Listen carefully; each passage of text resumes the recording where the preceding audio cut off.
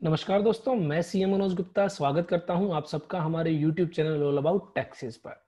अगर आप एक स्मार्ट अकाउंटेंट बनना चाहते हैं और ऐसे में accounting, income tax, GST, TDS, ESI and PF की प्रैक्टिकली वर्कशॉप्स ज्वाइन करना चाहते हैं, Tally, Excel, Word, PowerPoint को कैसे एफिशिएंटली यूज किया जाता है एज ए अकाउंटेंट, ये सब सीखना चाहते हैं तो ऐसे में आप हमारे बी ए स्मार्ट अकाउंटेंट कोर्स को ज्वाइन कर सकते हैं। कॉन्टैक्ट कर सकते हैं आप 9350118496, जिसके अंदर आपको income tax, accounting, GST, TDS, ESI, PF की जो है कंप्लीट नॉलेज आपको प्रोवाइड की जाती है विद प्रैक्टिकली वर्कशॉप्स। कैसे आप जो है practically income tax return file करेंगे, इनकम टैक्स रजिस्ट्रेशन करेंगे, इनकम टैक्स की पेमेंट करेंगे, इसी तरह GST, TDS registration, GST returns, GST payments, TDS return, TDS payments, सभी जो है प्रैक्टिकली वर्कशॉप्स आपको प्रोवाइड की जाती हैं। ज्वाइन कर सकते हैं आप हमारे बी ए स्मार्ट अकाउंटेंट कोर्स को। चलिए, उसके बाद अगर हम बात करें सितंबर के लिए, सितंबर का जो महीना है, सितंबर 2020 बहुत ही ज्यादा बिजी रहने वाला है प्रोफेशनल्स के लिए, अकाउंटेंट्स के लिए, एज वेल एज बिजनेसमैन के लिए। तो क्यों रहने वाला है वो अब हम डिस्कस करने वाले हैं इस वीडियो के अंदर। तो बहुत सारी जो डेट एक्सटेंड की गई थी, अगर मैं बात करूं जीएसटी की, जीएसटीआर 3B के रिगार्डिंग डेट एक्सटेंड्स की गई थी। अब वो डेट्स जो है अब सितंबर में आकर जो है आपकी ड्यू डेट्स बन जाती हैं और सितंबर के अंदर बहुत सारी रिटर्न्स आपको फाइल करनी होती हैं। तो ऐसे में सबसे पहले अगर मैं बात करूं जीएसटीआर 3B की, उन लोगों के लिए जिनकी टर्नओवर 5 करोड़ रुपए से ज्यादा है, तो ऐसे में अगर उन्होंने अभी तक अपनी जीएसटी रिटर्न फाइल नहीं की है, जीएसटीआर 3B फाइल नहीं की है, तो ऐसे में 30 सितंबर 2020 तक अगर वो अपनी जीएसटीआर 3B फाइल कर देते हैं तो मैक्सिमम पेनल्टी उन पर जो है 500 रुपए तक की लगाई जाएगी। और अगर नील रिटर्न है तो ऐसे में कोई भी पेनल्टी नहीं लगाई जाएगी। लेकिन अगर वो 30 सितंबर के बाद अपनी जीएसटीआर 3B फाइल करते हैं तो ऐसे में उनको 50 रुपीज पर डे के अकॉर्डिंग जो है पेनल्टी पे करनी होगी। उसके बाद जीएसटीआर 3B उन लोगों के लिए जिनकी टर्नओवर 5 करोड़ रुपए से कम है। ऐसे में दो कैटेगरीज ऑफ स्टेट्स जो है बनाए गए यहाँ पर। फर्स्ट कैटेगरी में जो है आपका Chhattisgarh, Madhya Pradesh, Gujarat, Maharashtra, Karnataka, Goa, Kerala, Tamil Nadu, Telangana, Andhra Pradesh, union territories of Daman and Diu, Dadar and Nagar Haveli, Puducherry, Andaman and Nicobar islands and Lakshadweep. In states और यूनियन टेरिटरीज को रखा गया, जिसके अंदर बताया गया कि फरवरी की जो रिटर्न है वो 30 जून तक फाइल की जानी थी, मार्च की रिटर्न 3 जुलाई तक फाइल की जानी थी, अप्रैल की रिटर्न जो है 6 जुलाई तक फाइल की जानी थी। तो ये ऑलरेडी ड्यू डेट्स जा चुकी हैं आपकी। जो मेनली जो ड्यू डेट्स हैं, मई 2020 के लिए 12 सितंबर, जून 2020 के लिए 23 सितंबर, जुलाई 2020 के लिए 27 सितंबर और अगस्त 2020 के लिए 1 अक्टूबर। तो ये आपको ध्यान रखना है कि अगर इन ड्यू डेट्स तक आप रिटर्न फाइल कर देते हैं तो ऐसे में कोई भी लेट फीस की पेनल्टी की बात नहीं होगी। लेकिन अगर आप इन ड्यू डेट्स के बाद रिटर्न फाइल करते हैं तो ऐसे में आपको 50 रुपीज पर डे की पेनल्टी पे करनी होगी और अगर नील रिटर्न है तो 20 रुपीज पर डे की पेनल्टी पे करनी होगी। इंटरेस्ट की अगर मैं बात करूं, interest at the rate of 9% for period till date 30 सितंबर। तो 30 सितंबर तक जो है 9% का इंटरेस्ट पे करना होगा और 30 सितंबर के बाद जो है 18% का जो है इंटरेस्ट पे करना होगा। मैक्सिमम फीस रहेगी 500 रुपए और अगर रिटर्न जो है नील रिटर्न है उसके अंदर आपकी पेनल्टी जो है लेट फीस नील रहेगी अगर आप 30 सितंबर तक जो है रिटर्न अपनी फाइल कर देते हैं। अगर आप ड्यू डेट्स के बाद जो है रिटर्न फाइल करते हैं तो ऐसे में आपको जो है इंटरेस्ट पे करना होगा। इंटरेस्ट पे करना होगा एट द रेट ऑफ 9% अगर आप 30 सितंबर तक फाइल करते हैं after due date. That means after due date up to 30 सितंबर आपको इंटरेस्ट पे करना होगा 9% और आफ्टर 30 सितंबर आपको जो है इंटरेस्ट पे करना होगा 18%। तो ध्यान रखें, अगर मैं बात करूं मई 2020 के लिए, अगर आप 12 सितंबर तक रिटर्न फाइल कर देते हैं तो कोई भी इंटरेस्ट पे नहीं करना होगा। लेकिन अगर 12 सितंबर के बाद फाइल करते हैं 30 सितंबर तक आपको 9% का इंटरेस्ट देना होगा और आफ्टर 30 सितंबर आपको 18% का इंटरेस्ट पे करना होगा। उसी तरह अगर मैं बात करूं जून 2020 के लिए, आप 30 सितंबर 2020 तक अपनी रिटर्न फाइल कर सकते हैं without late fees, without interest. लेकिन अगर आप 23 सितंबर के बाद रिटर्न फाइल करते हैं 24 सितंबर से लेकर 30 सितंबर तक आपको इंटरेस्ट पे करना होगा 9% एंड आफ्टर 30 सितंबर 18% का आपको इंटरेस्ट पे करना होगा। इसी तरह आपको ध्यान रखना है सेकंड कैटेगरी जो आपको बनाई गई, सेकंड कैटेगरी के अंदर जो रखा गया हिमाचल प्रदेश, पंजाब, उत्तराखंड, हरियाणा, राजस्थान, उत्तर प्रदेश, बिहार, सिक्किम, अरुणाचल प्रदेश, नागालैंड, मणिपुर, मिजोरम, त्रिपुरा, मेघालय, असम, वेस्ट बंगाल, झारखंड, ओडिशा और union territories of Jammu and Kashmir, Ladakh, Chandigarh and Delhi. इनके केसेस में जो है आपको जो है अलग ड्यू डेट्स बताई गई, बेसिकली ज्यादा फर्क नहीं है। मई के लिए जो है 15 सितंबर ड्यू डेट रखी गई, जून के लिए 25 सितंबर, जुलाई के लिए 29 सितंबर और अगस्त के लिए 3 अक्टूबर। तो ध्यान रखें, अगर आप 30 सितंबर तक जो है रिटर्न फाइल कर देते हैं तो ऐसे में आपको इंटरेस्ट जो है 9% का पे करना होगा और आफ्टर 30 सितंबर जो है आपको 18% का इंटरेस्ट पे करना होगा। फॉर एग्जांपल मई के लिए अगर आपको 15 सितंबर तक रिटर्न फाइल करते हैं तो कोई लेट फीस, कोई पेनल्टी नहीं देनी होगी। लेकिन अगर आप 15 सितंबर के बाद फाइल करते हैं तो 16 सितंबर से लेकर 30 सितंबर तक 9% का इंटरेस्ट पे करना होगा और आफ्टर 30 सितंबर आपको 18% का इंटरेस्ट पे करना होगा। मैक्सिमम पेनल्टी 500 रुपए तक की लगाई जाएगी और अगर नील रिटर्न है तो कोई भी पेनल्टी नहीं लगाई जाएगी अगर आप 30 सितंबर तक अपनी जो है जीएसटीआर 3B फाइल कर देते हैं। तो ये तो थी बात जीएसटीआर 3B की।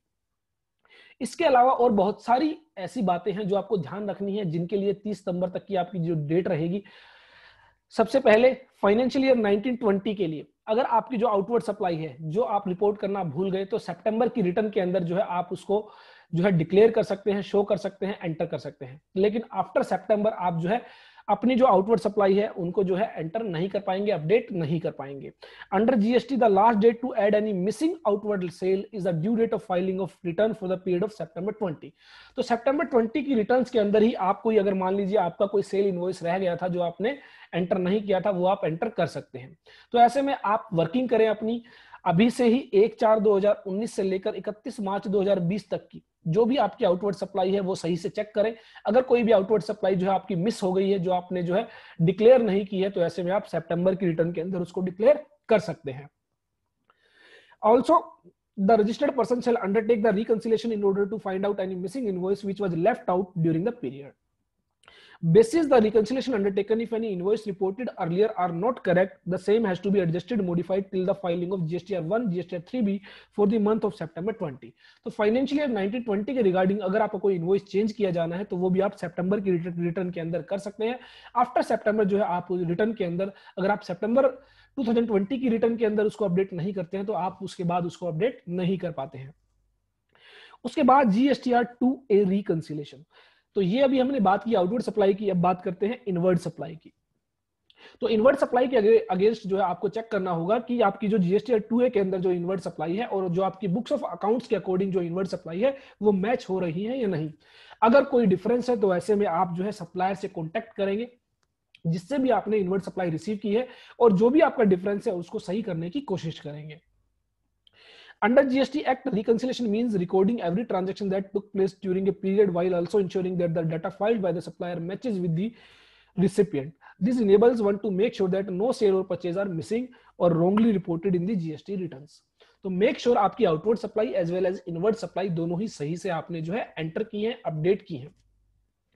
So it is compulsory for every taxpayer to reconcile their ITC with Form GSTR 2A at the end of every month, quarter or the financial year and avail the missed out credit or reverse the excess credit claimed earlier.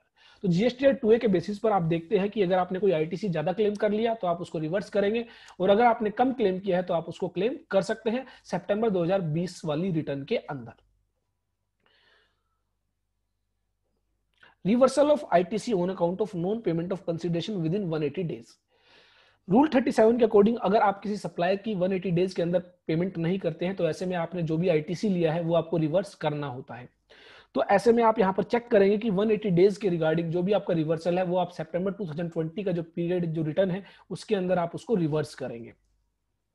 This rule implies that when a registered person whose availed ITC could not pay the full value of inward supply along with the tax amount to the supplier within the time period of 180 days, the ITC claimed on such inward supply needs to be reversed. तो अगर आपने कोई जो है ITC claim किया है और आपने सप्लायर वेंडर की पेमेंट नहीं की है तो ऐसे में आप उसको रिवर्स करेंगे। अगर आपने कुछ पेमेंट की है तो प्रोपोर्शनेटली रिवर्स करेंगे और अगर आपने कोई भी पेमेंट नहीं की है तो फुल्ली रिवर्स करेंगे। The registered person shall do a creditor aging as on 30th September 2020 and ensure that there are no creditors which have been not paid for the supplies made in the year. तो आपको करना क्या है, 31 मार्च को जो आपका balance outstanding है creditors का वो आपको चेक करना है कि 30 सितंबर तक आपने सभी क्रेडिटर्स की पेमेंट कर दी है। Any amount pending to be payable to creditors for more than 180 days, the ITC on the amount shall be reversed. तो अगर आपने कोई अमाउंट पे नहीं की है तो ऐसे में आपको रिवर्स करना होगा।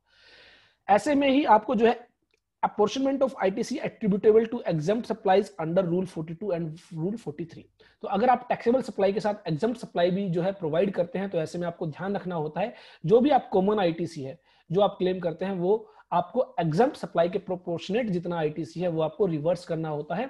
और अगर आपने अभी तक नहीं किया है तो सितंबर 2020 पीरियड के लिए जो आप रिटर्न फाइल करेंगे उसके अंदर फाइनेंशियल ईयर 1920 का जो भी आपका रिवर्सल बनता है ड्यू टू एग्जम्प्ट सप्लाई वो आप रिवर्स करेंगे।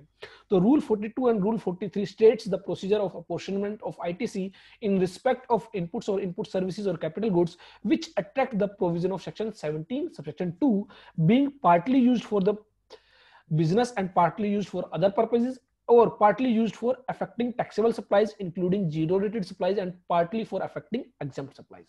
तो वो सप्लाई जो आप बिजनेस पर्पस के लिए करते हैं और वो सप्लाई जो आप पर्सनल पर्पस के लिए तो आपको अपॉर्शनमेंट करना होगा। सेम वे में टैक्सेबल सप्लाईज और जो है एग्जम्प्ट सप्लाईज का जो रिवर्सल है जो आईटीसी है वो आपको अपॉर्शन करना होगा और जो भी आपका personal purpose as well as exempt supplies के रिगार्डिंग जो आपका आईटीसी है वो आपको रिवर्स करना होगा। The apportionment has to be undertaken on monthly basis while filing GSTR 3B of the relevant month. However, the apportionment shall be calculated finally for the financial year before the due date for furnishing of the return of the month of September 2020 following the end of the financial year। तो ऐसे में जो है आपको यह apportionment करनी है सितंबर 2020 period के लिए जो आप रिटर्न फाइल करेंगे उसके अंदर आप इसका रिवर्सल करेंगे। तो आई होप ये वो जो है वर्किंग्स है जो आपको सितंबर 2020 पीरियड की रिटर्न फाइल करते हुए ध्यान रखना है। आप इनको परफॉर्म करेंगे और अकॉर्डिंगली सितंबर 2020 पीरियड के अंदर जो भी आपको एडजस्टमेंट करनी है वो आप एडजस्टमेंट परफॉर्म करेंगे और तभी आप अपनी जीएसटी एनुअल रिटर्न को सही फाइल कर पाएंगे। आई होप हमारी ये वीडियो आपके लिए यूजफुल होगी। देखते रहिए, लाइक करते रहिए, शेयर करते रहिए हमारे YouTube channel all about taxes को।